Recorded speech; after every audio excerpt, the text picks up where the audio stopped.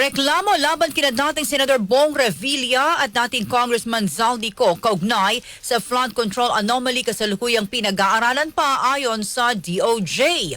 Detalye ng balitang niya mula kay Rajuman Jairus Peña, Florida.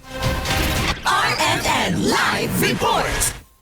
Kinumpirma ng Department of Justice na kasalukuyan pang pinag-aaralan ng reklamo na isinampalaban kina dating Senador Bong Revilla at dating Ako Bicol Party List Representative Zaldico kaugnay sa manumalyang flood control projects.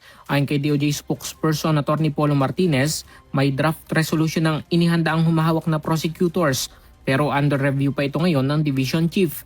Nahaharap si Ko sa reklamo ng plunder habang sinampahan naman ng malversation si Revilla na may kaugnayan sa manumalyang proyekto ng Sims Construction Trading. Sa kaso ni Ko, sinabi ni Martinez na ibabatay ng prosecutors na humahawak sa kaso ang magiging resolusyon mula sa ebidensyang isinumite ng National Bureau of Investigation na siyang naghain ng reklamo. Ito ay dahil sa pagkabigong magsumite ng dating kongresista ng kanyang counter affidavit para marinig ang kanyang panig.